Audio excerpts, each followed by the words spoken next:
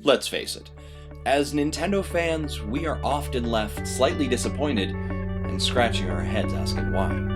Where is our Super Mario Galaxy 3? Why isn't Metroid out yet? Bring back the Ice Climber seriously, and what were you thinking of the Virtual Boy? Well, sit back as Sean Capri and Bobby Pauls do just that. That's right, this is If We Ran Nintendo. Now, cue the music, maestro.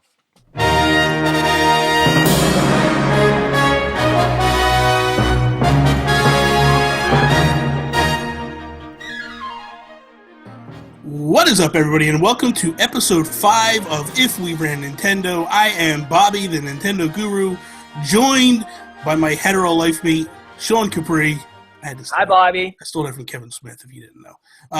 What is up, Sean? So does that make you I'm silent Bob? But yeah. I'm not very silent. And neither of us do drugs? No. So we're the lamest knockoff of... Well, to be fair, Silent Bob, the real Silent Bob didn't smoke weed until not too long ago. Well, and he's the genius behind the whole... He's the mastermind of the whole operation, so at least we got that going. Exactly, I guess. We got to start hanging out by convenience stores and... Is that what it is? That. Okay. Well, he likes Tim Hortons, so I could come up there and hang out in front of Tim Horton. And he always wears his jersey to take off on the Oilers jersey. Yes, exactly. Okay, so before we get started, I kind of wanted to throw a couple shout-outs out there. So, shout out. First one goes out to Mason from Amigos. What's up, Mason? Today, Mason made a drinking game based upon me, and I thought that was hilarious. So I kind of wanted to give him a shout-out. Also, if you get a chance, go check out his podcast, the Touch Base Podcast. It's based around Amiibo. It's got him and I believe Kyle, which is, if you follow him on Instagram, it's Mr. Space Heater. He does really great work, so check them guys out. Gonda Chris. I don't know if you know Gonda Chris at all. Nope. She's an Amiibo customizer. She is awesome. The other day, I go on, like, she's on Twitch now, just before you showed up, because you made me wait like 20, 30 minutes before we started this episode. So I was over on her Twitch stream watching her paint. And every time I'm there, she always, like, gives me so much love and all that stuff. So I encourage everybody to go follow her on Twitch. Go follow her YouTube channel as well. You can follow her on Instagram, Twitter, at Gonda Chris. She is awesome. So next one is Danielle Crowder. Do you know who Danielle is? Nope. No, because you know what? You're a bum, dude. You're not. This is how I learn. Danielle. How do you spell Gonda Chris? I'm trying to look for Gonda Chris. Gonda Chris is GANDAKRIS.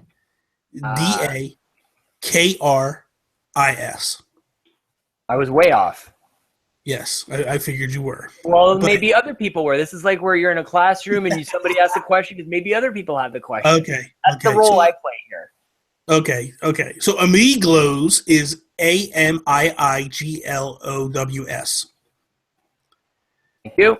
Mr. Space Heater is MRSPACEHEATER. I feel like I'm in a spelling bee. Can you use that in a sentence? I am now following. If Gonda Chris and Amigos made a custom amiibo of Mr. Space Heater, it would probably look like Wario. I don't know. Whatever. There's my sentence. Anyway. They don't have to be funny.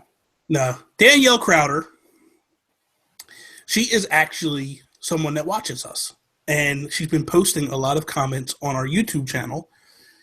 And really in-depth comments, like agreeing with us or giving her take on things. So I just want to say thank you very much for taking the time to, A, watch our channel, our YouTube and all that stuff, and our podcast, but also to take the moment to even write and give your take on things. So that means the world to us.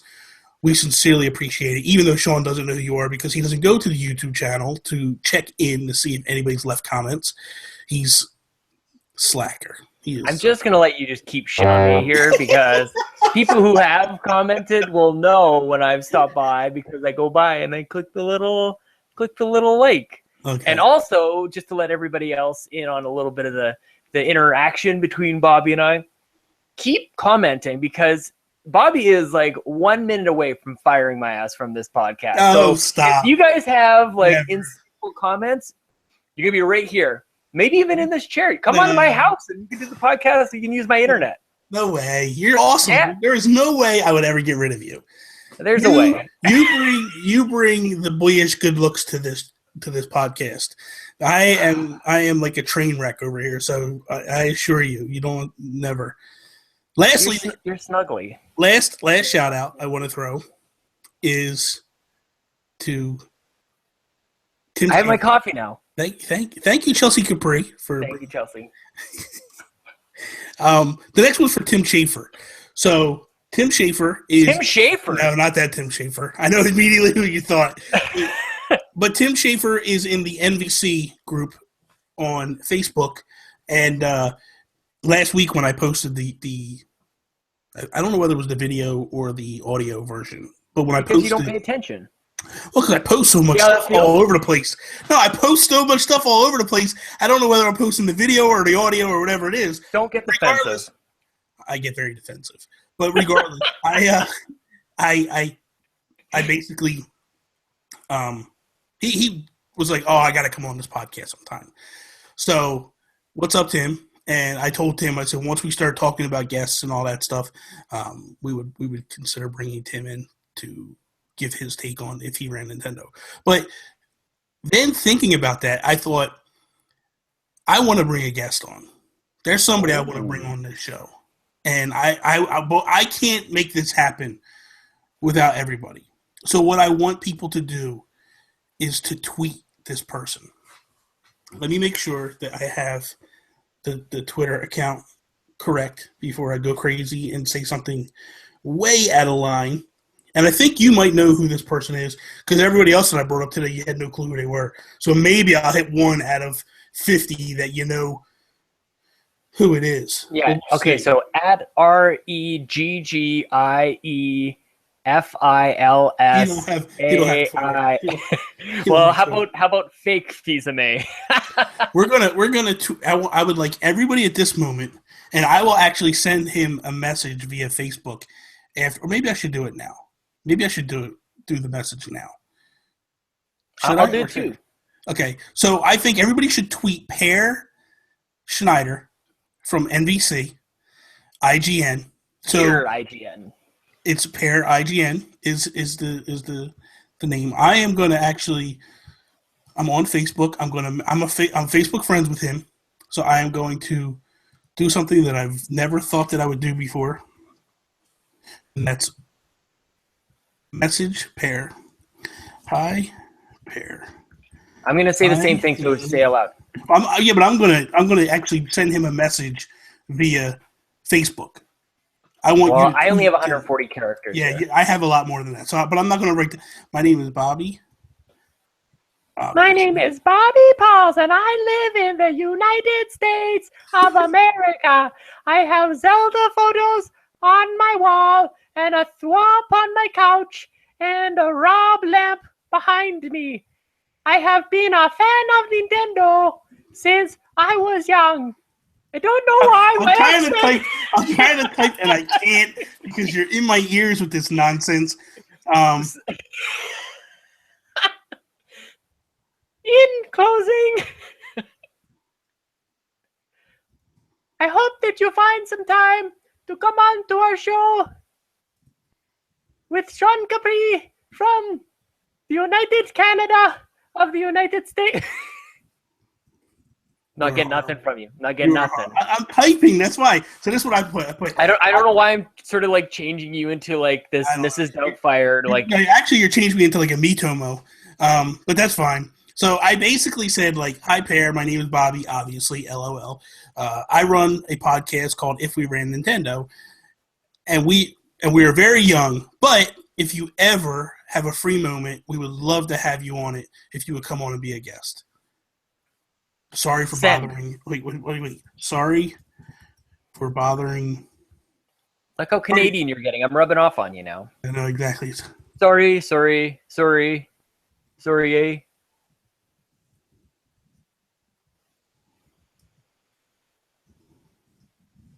So you sounded like you were being annoyed by me filling in the air, but it was comedy. It was gold. possibly. I don't know. In the meantime, I will read aloud this Nintendo Power Flash that I have. I need to send this to you at some point. Eventually, please. Yeah, I'm sorry. I haven't. Sorry. What year is this from? Let's see. This is from 1988. There's a Zelda world map here. You guys can see this if you're watching the video. It's all, the whole grid thing is there. And it almost looks like it's like a crossword puzzle, but it's not. You probably shouldn't draw all over this. This is classic stuff, guys. And for the younger viewers, this was a newsletter. It was a publication that you'd often get distributed directly from Nintendo. It was printed on paper. You would open it and you would thumb through it left to right. That's actually what came out prior. It used to, in the United States, it was called the Nintendo Fun Club. So that actually came out prior to Nintendo Power. Okay, so I sent my message to Pear. All right. I'm going to leave my Facebook chat open. So if he sends a message during the show, I can let everybody know. So by the end of the show, we will come back to this, whether Pear has answered me and told me to F off, or if he's just, doesn't read it. But what I would like everybody to do, please, if you're hearing this now, just tweet at Pear IGN, PEERIGN, and just say, hey, Pear, we would love you to go on the podcast if we ran Nintendo, and tag myself at Nintendo Gurus and at Sean Capri, Sean like Connery, Capri like the pants. And, so I would love to get Pear on here if we can. So I think that's the first step, and then we see what happens from there. So anyway, how about we jump into the show? You ready? Let's do it. Okay. So topic 1. Obviously, we talked about this prior a little bit. With the invention of Mario Maker, I feel like Sean feels like you can still continue to make 2D Mario. I feel like you can as well, but I don't feel like you can use the art styles that are being used in the current Mario Maker color palette, per se. Right. So what I wanted to do was say, if we ran Nintendo, would we make would we continue the 2D style? And if we would, what would be the type of style that we would take in order to make this work? So I'll throw it to you first. Do we continue making 2D Mario games? And when you say, okay, and let's do this. How soon? Like, is it something we wait 2-3 years, 5 years, 10 years? Or is it something we go, hey, we could do this right away, let's go? Okay, so this is why I love doing this show with you, because I'm both a fan and then I get to pretend like we actually run the show. Yes. Because as a fan, I'm probably more inclined to say ditch 2D. I've moved on. I would probably more prefer like a Galaxy 3 or more like a Super Mario 64 2, Super Mario 128. Is that the right math? Yeah. Anyway. So I'm more towards, like, I get more excited by 3D, but I know that the 2D stuff sells. The new Super Mario Brothers are really the cash cow. So if I'm running Nintendo, it's not time to walk away from that yet. But your next point about timing, I think, is crucial, because I think to launch the NX, whatever it's going to be, I think we need 3D. Mm-hmm. Get everybody back. But 2D is what's going to bring sort of like the non-early adopters of a new console around. So I think you actually time this. So maybe another year after NX, so 2018, let's look at it in terms of the Wii. Okay. Sure. So with the Wii, they did Galaxy 1, they did Galaxy 2, then they went New Super Mario Brothers Wii, which was the side scroller. In terms of numbers, New Super Mario Brothers sold more copies than Galaxy. Now, than both of them, yes, I think. Yes. So that's the bigger seller. So in essence, that's why they make those games and they continue to make them. So in terms of like a moneymaker and in terms of a business, it's a no-brainer to do it. I feel like, though, it's also a no-brainer that you have to obviously keep the 3D in check and continue that realm. So I agree. Like, the next game has to be a 3D game. It cannot be a 2D game. They tried that with the Wii U. They failed miserably, when they went with the 2D. But also, partially part of the problem was they launched with the 2D when they closed on the 2D of the Wii. I felt like I essentially had the same game, just a harder version of it. I didn't feel like, New Super Mario Bros. Wii or New Super Mario Bros. Wii U was any difference. I felt like they were the same game, essentially. How'd you feel about the new Super Luigi? I felt like that was just garbage. I felt like it was. I didn't like it. I just felt like it was just a fast pace. Because if it was Mario, I would have liked it better. Because Mario's controls are tight. They're better for 2D platforming. Luigi does that flutter jump, and for the style of game that is, which is high speeds, fast, it's not easy. Mm-hmm. You got to be, you need to be precise with your moves. So I didn't like it. I played a little bit, and I was just like, yeah, this isn't for me. Yeah, so I shut it down. But I did like the fact of like, hey, we got this huge DLC for $20.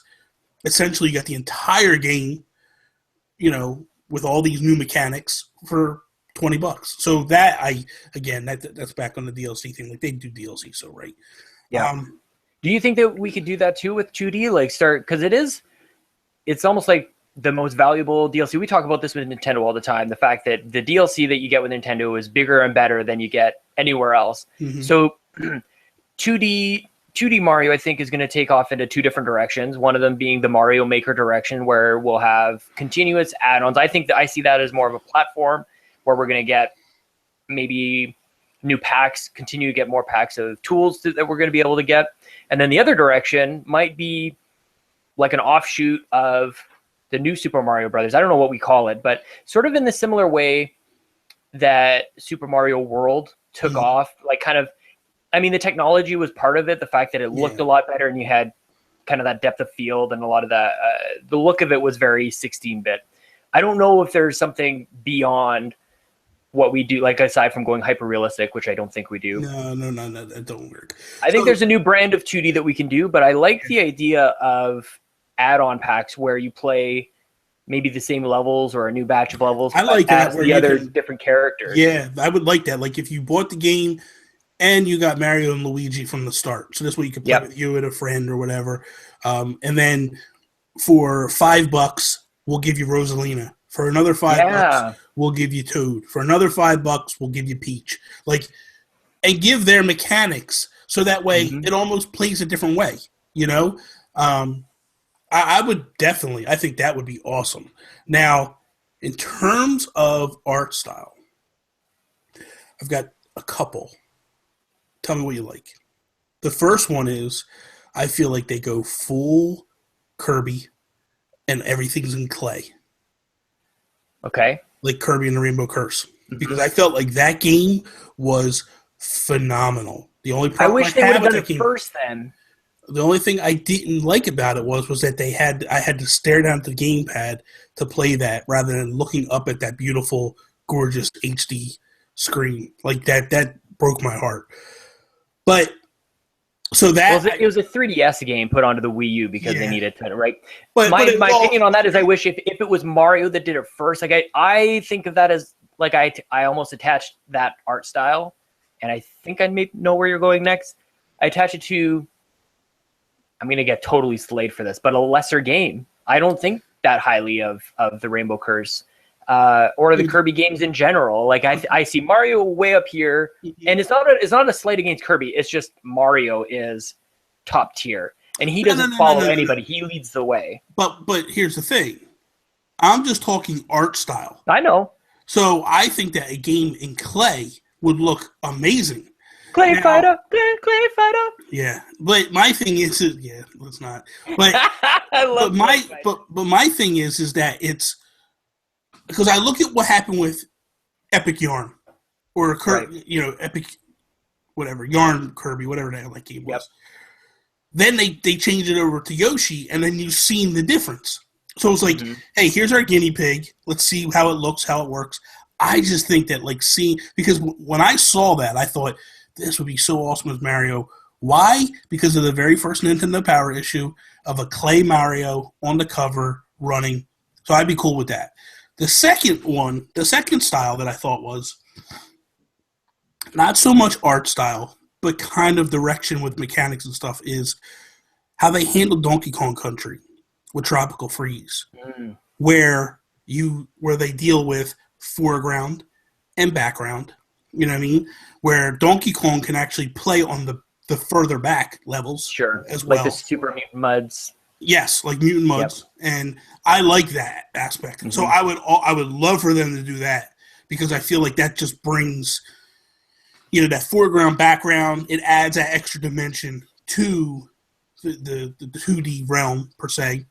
And then the other thing that I would say is to go, and this would probably be the final way, or the way that I would definitely go, and maybe a mixture of the second one I said plus this one, is like a watercolor. So yeah, that's where I'm going with it. Yeah, almost like a painting type thing. I feel like you need to do something so different than what we've gotten already in the past, because it needs to step out away. You need to blow people away.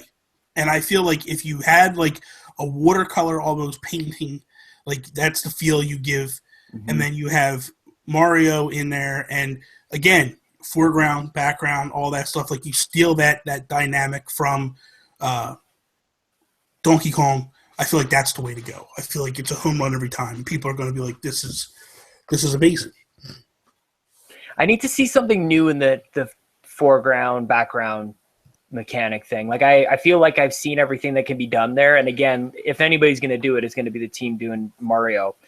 I like both art styles. I definitely was thinking about something very, very beautiful. Also thinking about something handcrafted as well. Like I look behind you with the stained glass Zeldas. I think that could be kind of neat. I wonder, like cell shaded, kind of like Wind Waker, that has gotten just a lot of like almost revised love for that whole art style and appreciation for it. But I feel like that is a Zelda style. Like I feel like that cell shading and all that, that's totally Zelda now. Because even this new Zelda game is a lot. I mean, it's a more serious look, but it's a mixture of Wind Waker. To me, it's a mixture of Wind Waker and Twilight Princess. How would you describe the art style in Mario Kart 8? Like, is that like a Pixar kind of, like, I don't really know like what you call that. That's basic. So basically, see, but I feel like, and I feel like different than the new Super Mario Brothers. You know what I mean? Yeah, it's different, but I also feel like that's the type of art style you take with a 3D game. So I see. You know what I mean? Like that's basically your Galaxy. You know, your cartoonish, your Pixar, that type of. So we're sticking 2D play style with 2D art. So it's not like degree. I mean, I would like that is where I was going to go anyways. Was like I started talking about paintings and stained glass and like, what about? Remember? You ever play Wario? Like Yoshi? Yeah. That art style was pretty good. I mean, it was a cartoon. Definitely. Well, that's where I'm going, is some sort of cartoon. Yeah, it was like hand drawn. So I was thinking Yoshi's Island had that like kiddish kind of like cartoon coloring book kind of thing. Not that, but like beautiful, like just incredible artwork, but hand drawn. Have you ever played Dust and Elysian Tale? Something like that, or maybe even Ori. It starts to blend in with painting and handcrafted artwork. Or even what about like anime? That's an idea too. Yeah, that's an idea. Like a Pokemon style. Yeah. I just feel like they need. Or different worlds have different ones. That would be cool too. If you go from World 1 to World 2, and instead of just being this is your like desert world, or this is your water world, or sky, or whatever, different art styles. Yeah, and I mean they could basically. What would be awesome is every art style is hand drawn. So you go in like you said, the World 1s is all like colored pencils. Just your overworld. Yep. Just colored pencils. Yep. World 2 is charcoals. World 3 is pastels. World 4 is watercolors. You know what I mean? Like, that's the way you go with it. And that, honestly, I like that idea a lot.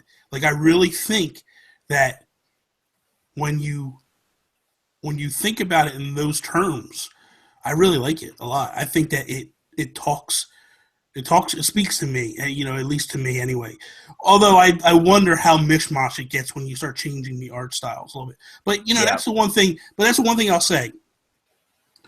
With the newer 2D Marios, nothing speaks to you. You know what I mean? Like, like when you played the original Mario Brothers and even Super Mario Brothers 2 and 3, like even World, those games, you remembered certain levels. Like you could say to your buddies, like, do you remember level 5? Like, if I said to you, do you remember level 5 of the original Super Mario Brothers? Is there anything that stands out to you in that?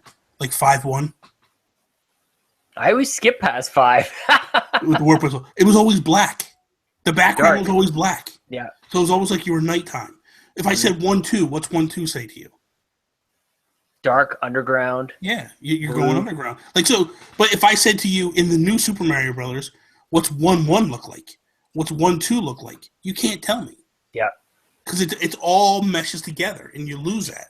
And the other thing that you lose too is there's no creativity out of the limitations of the art style. Like they could, because it was all three, like you could do whatever you wanted to. Even when you got up to Super Mario Brothers or Super Mario World, there was limitations in the 16-bit sort of architecture where, everything is still flat, but the depth of field where you can like flip around, where you knock on the little like trap door and then you flip around. Yeah. That was awesome.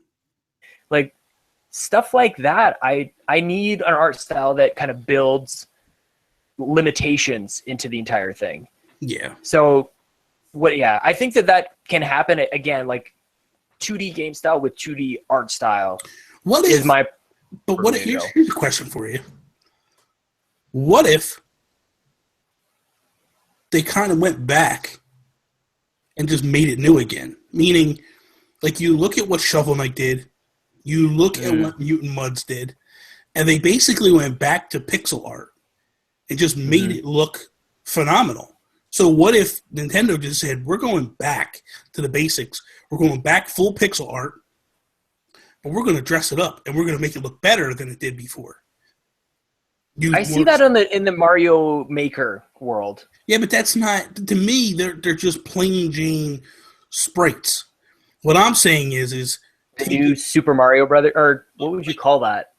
I mean, whatever you call it doesn't matter. But we could like splash the new wording on it as well. But whatever it is, but here's the thing: you make it look just better, like more pixels, more sprites. Like you can make it where like he has like shine on his hat or things like that. Like there's things that they're missing. So you could take what I'm thinking is you take World and you just turn the volume up just a little bit and make it a little mesh of new and old. I see what you mean. Like with Mario All-Stars, when they went 8-bit and they brought it to Super Nintendo. Yeah, like when they took the 8-bit and they took it up to Super Nintendo. Yeah. But like when you look at Shovel Knight looks like it fits in that era of the 8-bit worlds, but it just looks amazing. Yeah, and it would never run on those systems. No, never, because of all the other stuff they were doing. So now you have the ability to take a great art style that, to me, here's the thing. Pixel art is timeless. Like, you can go back and play pixel art games, and they just don't look bad. I mean, there's some that look horrible. But the true-to-form Nintendo games, like when you hit Super Mario Bros. 2, Super Mario Bros. 3, I would say a link to the past, not a link to the past, but Zelda 2. I just feel like that kind of doesn't look. The overworld looks horrible in that, but the side-scrolling world looks awesome in it. Right. Look at the Mega Man stuff.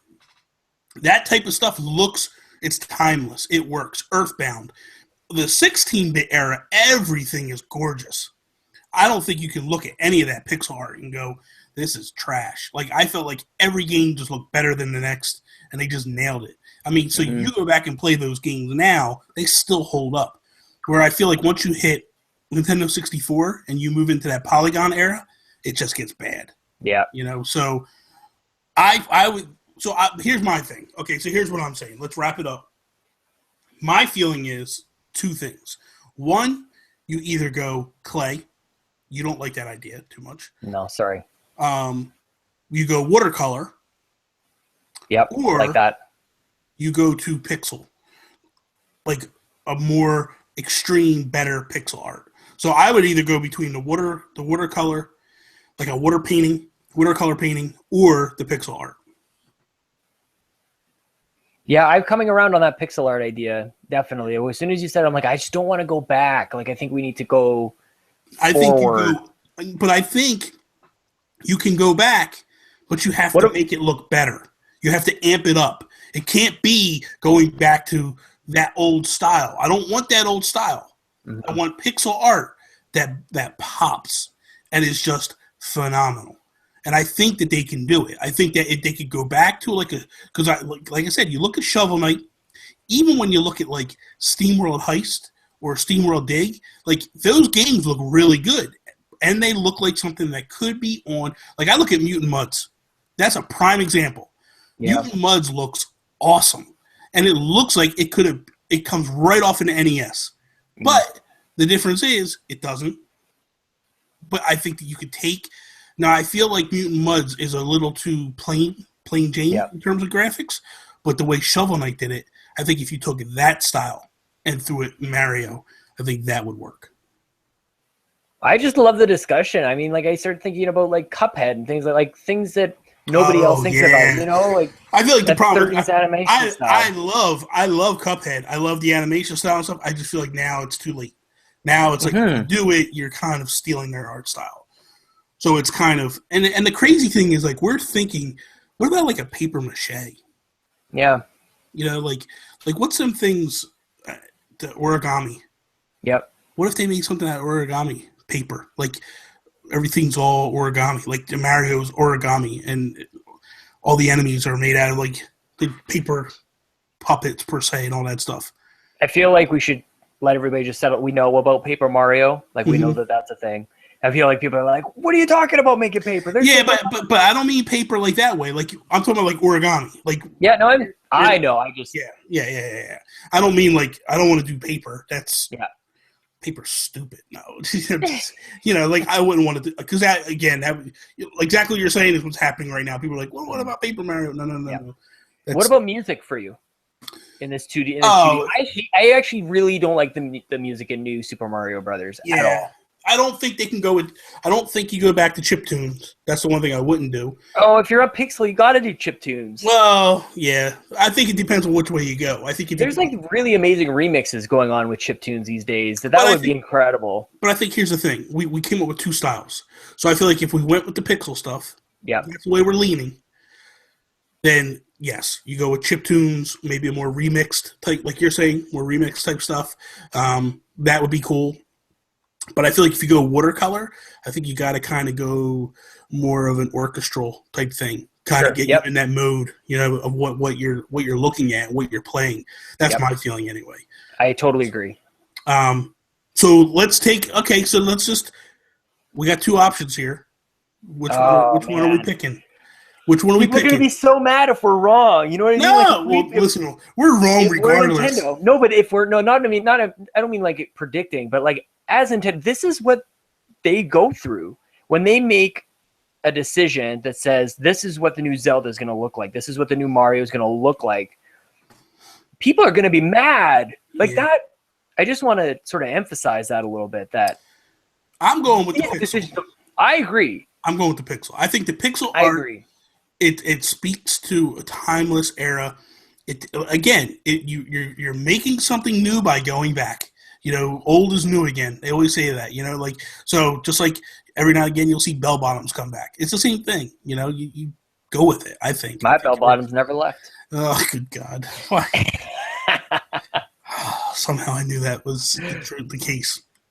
But I think that's the way we go. So that's it. If we ran Nintendo, our idea is we definitely bring 2D style back, but we bring out a 3D version first to kind of set the table. Yep. I think that we don't hit with the 2D Mario again for another 5 years. I think we go with a pixel art. I don't want to say 8-bit or 16-bit. I'm just going to say pixel art, pixel style, and we're going to go with like a more remixed chip tune music style. I like it. Okay. That was good. Let's go print out $1 billion. That was easy. Yeah, that was really easy. So Next topic, second topic.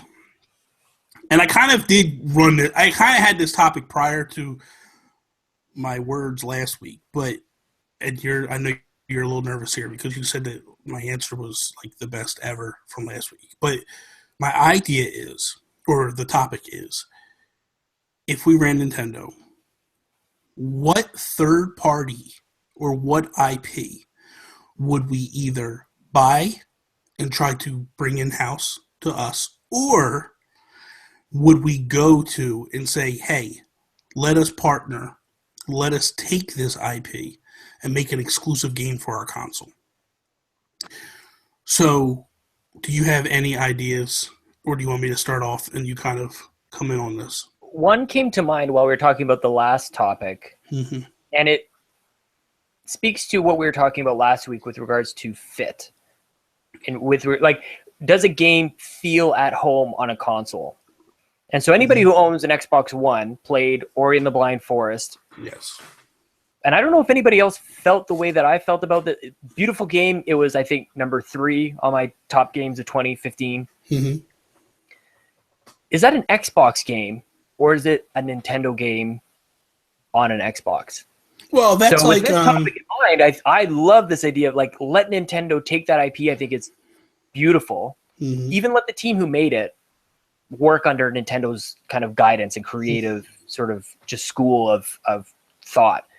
Let them build Ori into a pillar of, because on Nintendo it can become another franchise that stands beside all these other ones and it fits.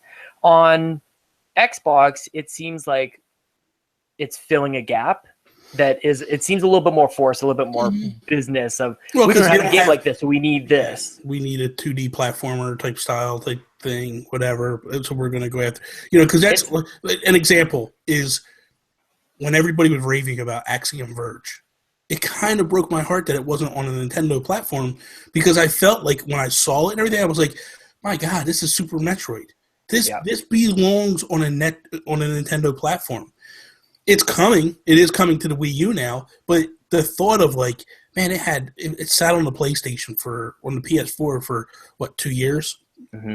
Now it finally hit Vita, and now it's coming over to the Wii U, and I'm like, this game needed to be on the Wii U day one. And like when you look at Shovel Knight belongs on a Nintendo platform.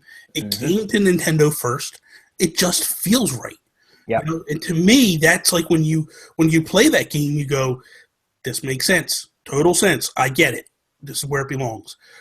I don't care that if they go over to these other consoles later, but it just feels like that game needs... Okay, Guacamelee. Yeah. I felt like that game is an homage to Nintendo games. That's a flat out... I mean, they got Chozos in there from Metroid. Like, that game is a flat-out homage to Nintendo. It's a crime that it didn't hit Nintendo first, that it went to PlayStation. Now, that's not me being, like, console wars. That's just me just saying, like, hey, these guys are obvious Nintendo fans. This game should have hit Nintendo first and then went out to the other. Or it hits all of them at the same time, and this way. But it definitely, I felt like, needed to hit a Nintendo console sooner than it did, just because it feels like an afterthought when it hits later. Now, so can you open up the discussion of like what IP should Nintendo try to buy to studios? Because it sounds to me like Drinkbox Studios is like a no-brainer to work exclusively for Nintendo. Yeah, it seems like that's what they were raised on and are now creating games in those other games' image. So sorry, I know you're coughing, but I'm trying. No, that's fine. It's fine. I think that when you look at the indie teams, the question is do the indie teams really want to answer to Nintendo?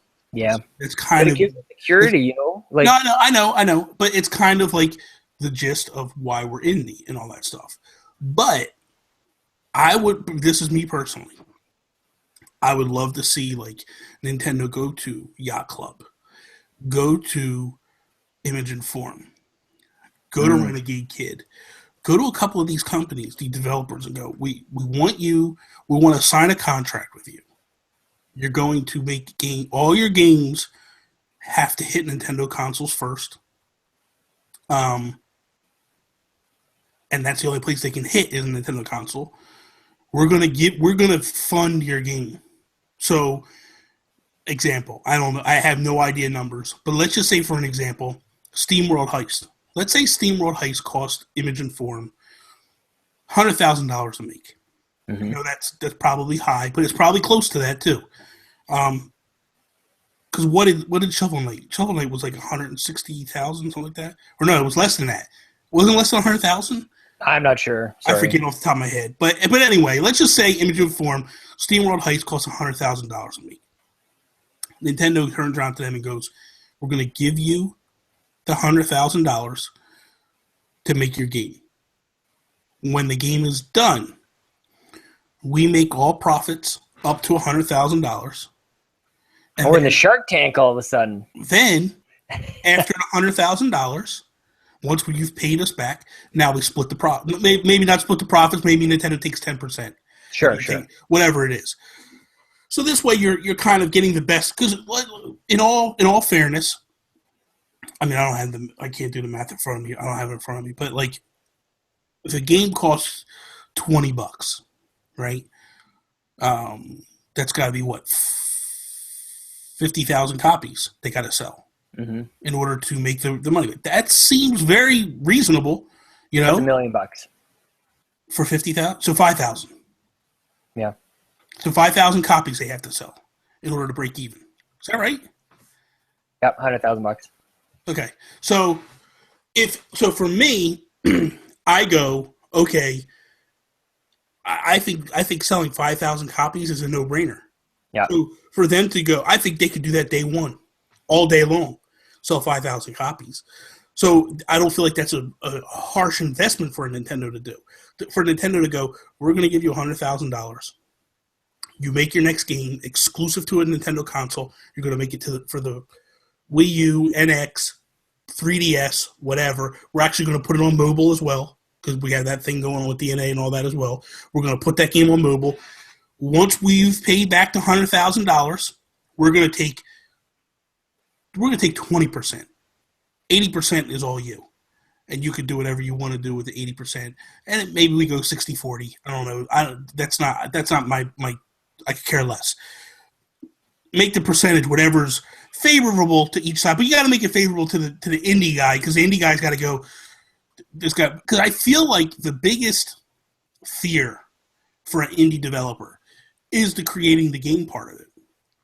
You basically make a game till you run out of money, and then you put the game up for sale, and then you pray that it sells. Well, if you took away that, and I'm sure it's like a. I'm sure. I guarantee you, if you went to any one of these indie developers and you said, "We'll give you the money to fund your game 100%, within reason, whatever your game costs," you know, we're not going to. Yeah, that's why I think the whole answering to Nintendo thing isn't a concern because money talks, and like when when the indie developers in the thick of it, like, yeah, as long as they know that, like, hey, we're going to be able to make the game, it's going to get made. But the thing of it is like, you make the game how you want to make the game. The only thing is that you got to make these deadlines. Like, if you tell us it's going to take 3 years to make the game. In 3 years, we want that game. So do whatever you got to do to make it happen in 3 years. The other catch is don't come back for more money. Like, you got the $100,000. That's what it is. That's a deal. Go. I'm starting to picture like a department of Nintendo that kind of like ID at Xbox that is purely dedicated to picking up and scouting out this talent, picking them up and maybe bringing them in. Because I look at it like the other one but that's a far-fetched idea, and I don't really see that happening. What I really see happening is them going to Platinum Games and going, "You're coming in-house. You're going to come in-house. You're going to make games exclusively for us from now on." So Bayonetta is one that I would make it exclusive to Nintendo consoles. That's one that's a third party that I feel like is a no-brainer to bring. But that's one that that's one that you talk about and you go, is that really Nintendo? It's a good discussion point because Platinum is huge. Yes. I don't think anybody realizes how enormous Platinum is. So to bring them in, you bring in possibly a lot of redundancies. You're talking about maybe layoffs in a way, or you're just bringing in just this huge, huge team.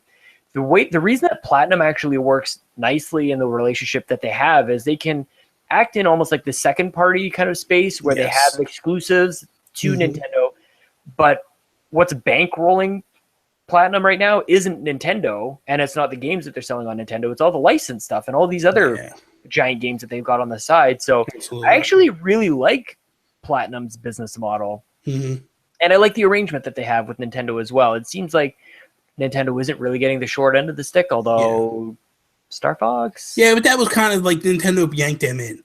That I don't feel like.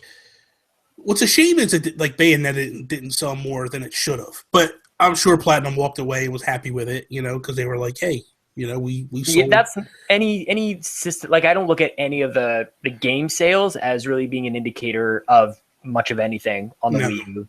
No. You can't do much analysis on a 12 million, 13 million, and nothing's really going to sell. Nothing's going to sell. But my thing, so we're getting a little off topic. Okay, so to rein it back in, what I would do is like we discussed last week, I think a no-brainer is you go to Konami. You try to buy out all of their IPs. So but I feel like the one you gotta get is Castlevania. I feel like Castlevania could be redone by Nintendo. You could put an 8-bit, you could continue to put out them 8-bit games, 16-bit games, whatever it is. You could really do some damage. Castlevania is a known quantity. It's a known entity.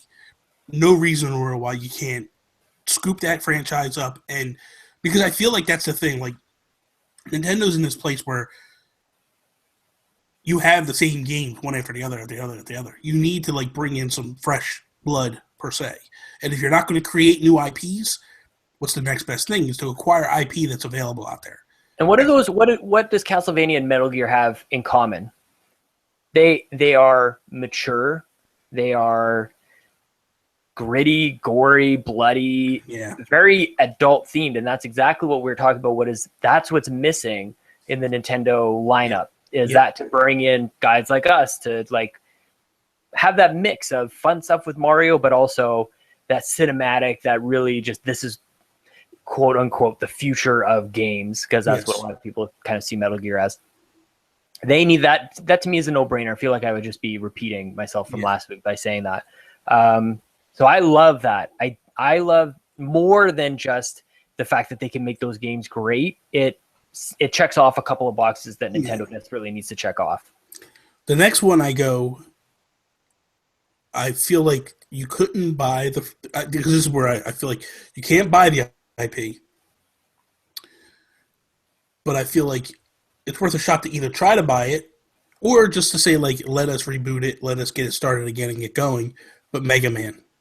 And I feel like you go in and you say to Capcom, look, we've given you Zelda games to make. We want to make a Mega Man game. And let us make a Mega Man game. Or fund the Mega Man game. And you make a Mega Man game. But it comes exclusively to our console. And I would no-brainer, I would ramp it up. Like, you look at Mighty Number 9, that type of graphics, if you did that with Mega Man, forget about it. It's a home run all day long. Now, like that style, that art style is phenomenal. And I think that you win if you had a Mega Man game look like that. Oh, man, just talking about Capcom just opens up so many. Like, I think about Resident Evil 4 on the Wii, actually. I know a lot of people played it on GameCube and then elsewhere. For me, the best way to play it was on the Wii. That was probably the Wii's best motion control game. Yeah. So, is it possible even to bring in Resident Evil? Or I feel like that's a conversation Nintendo needs to have. Yeah. Nintendo needs to sit down with Capcom and go, look, there's a few of these IPs that you're not doing anything with. Either we want to license them and we want to use them for exclusive games that we'll make, or we'll fund a project that you make a game for us and you bring it exclusively to us, or you sell us the IP. I don't know that Capcom would sell the IP, but I feel like they're hurting a little bit. And they've done deals that would tell you that they would do something exclusive on one of these platforms. Street Fighter and Dead Rising on the Xbox. Yeah. And they have, and not only that, what's a game that's kind of missing that doesn't like Final Fight. Final Fight was a lot of fun back in the day.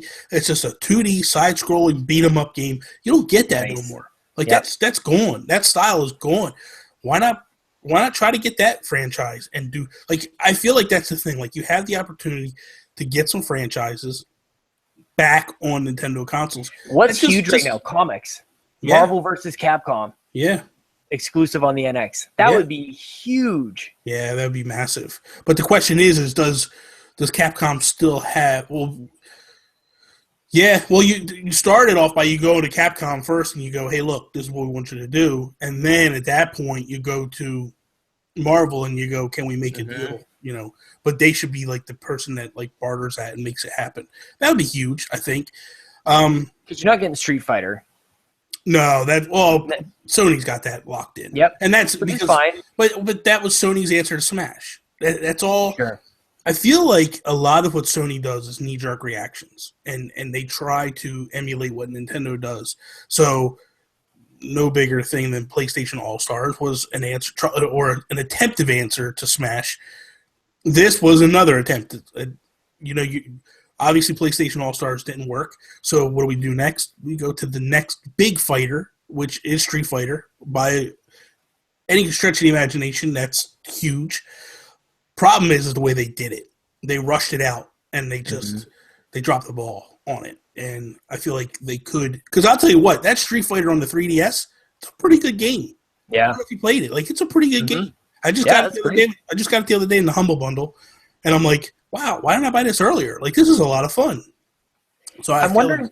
Sorry, go ahead. Okay, go ahead. No, that's fine. No, I'm changing topics or changing subjects off of Capcom. So so here's another one that I would go to, and this relationship is really good, which shocks me because if you'd have told me 20 years ago that they'd have this relationship, this is what I was going to go to. I would never believe it. But I think they need to go to Sega, and they need to go give us Sonic. That's what I was. Let us finally make a good Sonic game for you people. Let's show you how it's done. Let's show you what it's really done and how to really do it. Because I feel like the best Sonic game that was ever made right now is any of the levels that were made in Mario Maker using Sonic the Hedgehog. It's just like But that all jokes aside, like I feel like that's the answer. The answer is you go to Sega and you go, look, let us make something for you. You know, let us do something for you. Either it be 3D or 2D, whatever it may be. But I feel like that's something that Nintendo should do and say, hey, by all means, let's go with this. Let's do something here. So I like it. Well, like I said, that was going to be my next one. I just like that's where we leave it to the creative people there to come up with, because I just don't know. I don't have the answer for what is wrong with Sonic in terms of like, why haven't we had a great Sonic game?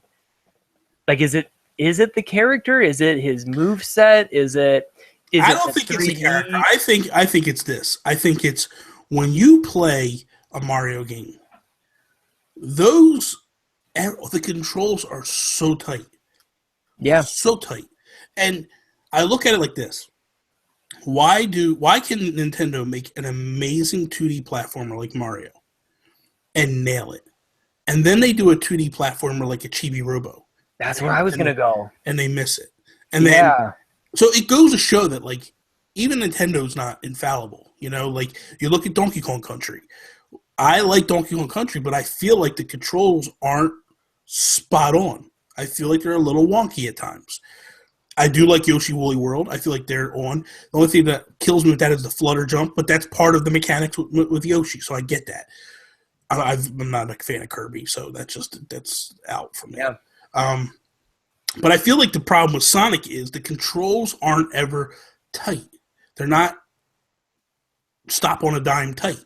And that's what I feel like you need in a game. Like, especially when you're running as fast as you're running in Sonic, you need to be able to stop. But I feel like that's where it hurts Sonic, is they started off with this, you run 1,000,000 miles an hour and you jump, you know, and it's like, whoa, I can't even see what's going on. Mm-hmm. Like, you need to slow it down. Like, maybe take some of the move sets that you have.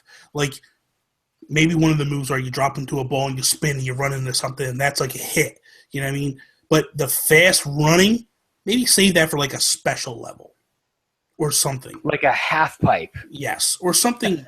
Yeah. No, but I'm just saying, you know. Maybe, Yeah, I don't know. Like okay. Or a pinball machine. Yeah. You remember Sonic Spinball? That's my favorite Sonic game. Well, like, here's the thing. You know when you played Mario and you went up into the clouds? Maybe that's where you set Sonic loose to run 100 miles an hour. As you get where you go up into this cloud thing with a bunch of rings and you just got to run around and pick up as many rings as you possibly can. Stuff like that. Like, I feel like stuff where there's no danger is where you really let him get loose and show off his speed. I feel like when you're trying to show off his speed in a normal level where there's dangers and hazards, it's never going to work out. It's never going to be fun. So I feel like that's where they need to mix the two. They need a mix of the two. They need a good 2D platformer, but they also need to let him get loose a little and run fast. So what if like thinking of like a Sonic in the style of Mario 3D World or something like that, where you have a little bit of ability to explore, but you don't lose, like that isometric view kind of limits the freedom, I guess, which is, I think, the main problem with Sonic in a 3D space is you could go, and you will go anywhere. Absolutely. Like if you just a quick little jerk of the joystick and you're off in the totally wrong direction, or if you're trying to lock onto something and then spin at that, but you're off by just a little bit, which you often are because the controls aren't really quite right. Like the 3D space isn't quite right. 2D space gets repetitive, I think. You're always going to be just doing like these weird, you're going to bounce into a bumper and then you're going to spin around these tunnels and things like that. But also there's hidden secrets that you want to explore. Like that, those two things to me never jived with Sonic. I just wonder, like, if you could limit within a space, but still have abilities to like go flying off or do loop-de-loops, but in that view, that might work. Yeah. That might work. Lastly, this will be the last thing that I bring up. What I would do is I would go to Squaresoft and I would say, look, we need to fix whatever the issues are, which I think they've started to, obviously. But I think they need to go, we need to make a sequel to Super Mario RPG. And we need a direct sequel. So either that means you come and you help us, or you sign over the rights for us to make it, and we go with it. And that's basically the issue. That's why, but the reason why I say that, like, they're starting to fix things is because with Smash, when they brought in, like, the Geno suit and all that stuff, that was a sign that they're fixing the fences being mended. And I think it's more of a sign of Square's weaknesses these days. I think they're in tough, and so I think Square is as much nostalgia as I have for those games and for that golden era of RPGs on Super Nintendo. I truly think Atlas is the future of Japanese style role playing games in the console space. So like with Persona and Shin Megami Tensei, things like that. Like I see a more fruitful partnership with them, but but the thing is with Sony, like, but here's the thing: there's characters that are in that Super Mario RPG that can only be used because they were created by Square. Sure. So I feel like I'm going beyond like just that. I'm not talking about just making an RPG. I'm talking about a direct sequel to that game that so many fans love, scream for, whatever. Or if you don't want to make a sequel to it, how about we make an HD remake? We fix the game, we make it look sharp again, and bring it all back. Like, and release it before Final Fantasy VII remake. Oh God! and we're not going to break it up into a million parts. Like, good Lord, drop the mic, you just won. So I don't know. So I like that idea. Do you have any other ideas before we wrap it up? Let's wrap it up. Okay, so I'm going to throw it to the community as we do every show. Number one, our first topic with the 2D Mario. What do you want to see? What do you think art style wise would be perfect for you? What you would love? Do you like the clay idea? Do you like the 8-bit, like going back to the pixel art? Do you like the watercolor? Like, tell us what you like. Tell us what you think we're crazy on. And then with the third-party IPs, is there any companies that you think Nintendo should try to partner with to either buy out a franchise or buy an IP or things of that nature and then make it their own? So please let us know, comments below. You could tweet us. You could tweet me at Nintendo Gurus.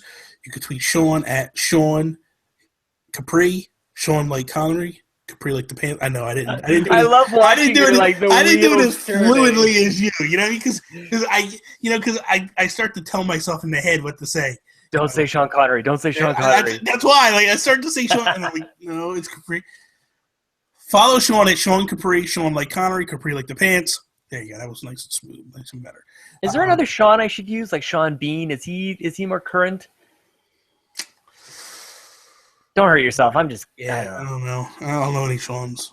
Sean Connery's the only one I really. He's the big one. Keep Sean Connery. All right.